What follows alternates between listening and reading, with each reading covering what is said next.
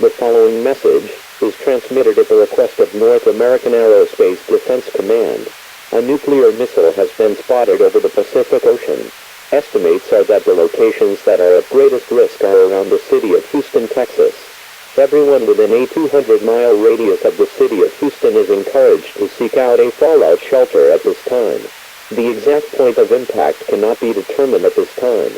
If you do not have a fallout shelter nearby, seek shelter in an underground location that is far away from windows. Place as many objects between you and the outside as possible. Once impact has occurred, nuclear fallout will likely occur.